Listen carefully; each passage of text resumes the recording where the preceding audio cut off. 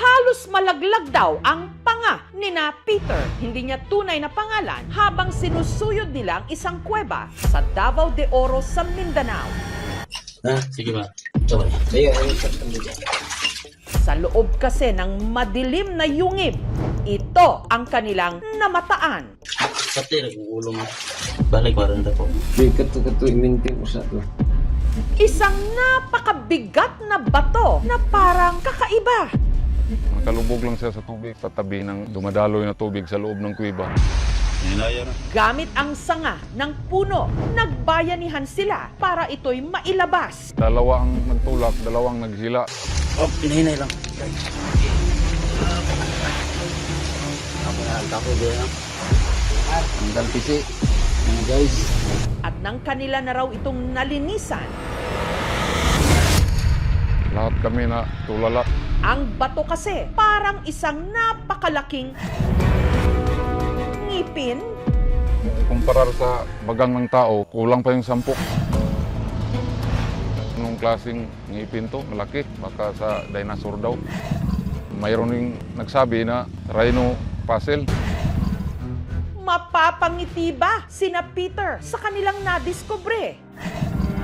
Ang pinaghihinalaan nilang bagang nasa 4 inches ang lapad. Sa dulo nito, may nakauslipang parang maliit na ngipin. Nakadikit ang mga ito sa isang pahabang bato na nasa 34 inches naman ang haba. Ang bigat, umabot ng 55 kilos. Sing bigat ng isang sako ng bigas. Oktubre pa raw nitong nakaraang taon nung nakuha nila ang gahiganteng parang bagang. Dinala namin sa laboratory test para malaman ng resulta. Silicon 2.994%. Itong calcium 38.963%. Itong porsyon na ito ay silicon. Ito na porsyon ay calcium. Kaya nakumbinsi ako na ito ay ngipin. Gayunman, nag-alangan daw silang ilapit ito sa mga otoridad. Baka ma-recover ng gobyerno. Yun ang pinagtatakutan ng mga kasamahan ko, pati ako. Yun din ang iniisip ko. Maka kukunin ng gobyerno, hindi na mapakinabangan. Kaya sa nakalipas na mga buwan, salitan nila itong itinago sa kanilang mga bahay. Dinala namin dito. 2 linggo, lipat na naman doon sa kabila. Yun ang sabi ng grupo, ma'am. Takot, baka ma-scam daw. Paniniwala kasi ni na Peter, ito na ang kasagutan sa matagal na nilang ipinapanalangin. Pagsasaka ang kabuhayan ni na Peter at dahil daw sa hirap ng buhay, sumasideline din sila bilang treasure hunters. Sumali na lang ako sa kanila, baka makasamba kung sakali. Pasalamat ako kung may value sa hirap ng panahon ngayon. Kailangan namin yung financial. Sa 10 taon ko nag-treasure, ngayon lang kami nakahukay ng items nga may halaga. Pero batid ng grupo na ang kanilang ginagawa, illegal. Gustuhin man daw nilang dumaan sa tamang proseso na kumuha ng permits, wala silang pambayad. Makukulong pa daw kung walang permit. Sana kung kukunin man ng gobyerno, wala kami magagawa. Sana mayroon namang kapalit. Ngayon, ang pinaniniwalaan nilang mga higanteng bagang ang kanilang inaasahan na mag-aahon sa kanila mula sa pangil ng kahirapan. May pinag-usapan kami, 50 million. Yung iba naman ng kasamahan namin, nag-research sila, meron daw presyo mas mataas. Gamitin namin sa pagsasaka, tapos sa pamilya, pagpaaral sa mga anak. Kung may halaga ito, pakinabangan ng grupo. Kalalabas lang ng asawa ko galing sa ospital, sa operasyon. Hanggang naisipan nilang mag-email sa aming programa sa pag-asang malaman kung ano ba ang kanilang nakuha sa kuweba. Mula Davao de Oro, sinamahan namin sila pa Davao City para ipasuri ang kanilang nadiskubre sa Bone Collector Museum founder at conservation scientist na si Dr. Daryl Blatchley.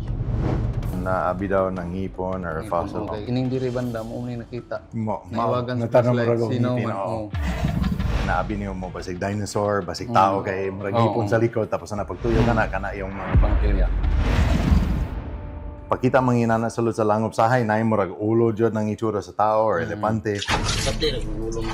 Ayon kay Dr. Blatchley, ang nadiskubre ni na Peter, Beautiful piece in the Philippines. May value ba siya? susunod na.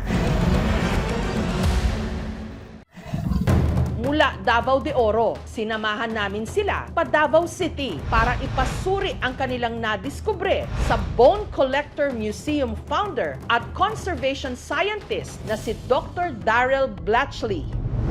Naabi daw ng ngipon or fossil. Okay. Ining diri banda mo ni nakita. Natanong Nawagan sa mo flashlight, rago sino ngipin, man, oo. oo. Naabi niyo mo basig dinosaur, basig tao kay murag ngipon sa likod tapos na pagtuyo kana yung mga Pang area. pakita mangina na sulod sa langob sahay na yung murag ulo jud ng itsura sa tao or elepante. Ngayon lang kami nakahukay ng item may halaga. Sa hirap ng panahon ngayon, kailangan namin yung financial. Pati, nag-ulo mo. Ayon kay Dr. Blatchley, Oh, hinahinay lang. ang nadiskubre ni na Peter hindi bagang ng anumang sinaunang hayop, kundi isa.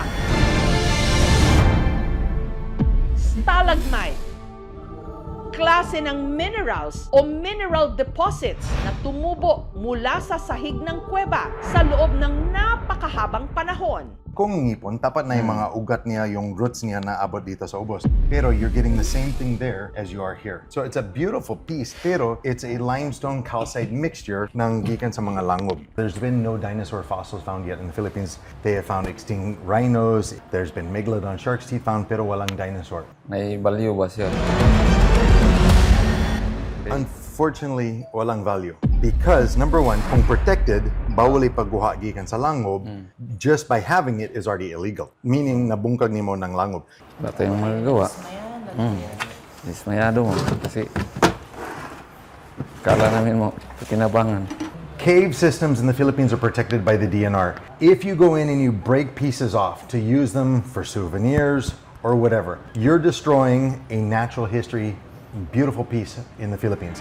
Mahigpit na paalala ng mga eksperto, labag sa batas ang mga expedition o treasure hunting sa mga kuweba na walang pahintulot ng gobyerno. Ayon sa Republic Act 9072 o National Caves and Cave Resources Management and Protection Act, ipinagbabawal ang pagsira, paggambala, pagbago o pagtatanggal ng anumang formation sa kuweba katulad ng stalactites at stalagmites. Limestone caves are basically the water filtration for the Philippine water. The water goes through, filters through it, goes down for our deep wells.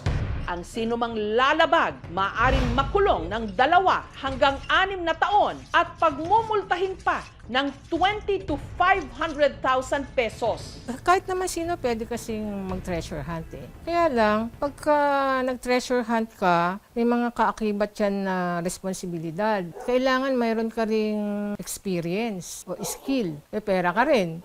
At saka meron kang equipment o machinery. Dapat may permit ka talaga kasi kung wala, illegal yun. Kasi once na nakakita ka ng isang treasure at valuable ito, pagpapartihan ng gobyerno at saka yung nakakita. Big deal na yun. Kailangan ipaalam mo na nakakita ka ng ganito. Balik na lang to sa pinanggalingan. Magtutuloy pa rin po ba kayo sa paghahanap? Hindi na ma'am. Umaasang grupo na ito ay pagkikitaan tapos wala naman. Pagod lang na pala. Pati, nag-ulo mo. Sa paghahanap ng kayamanan, bato ang kanilang nakuha at paalala na sa bawat pagkakatuklas, kailangan pa ring igalang ang ngipin ng batas.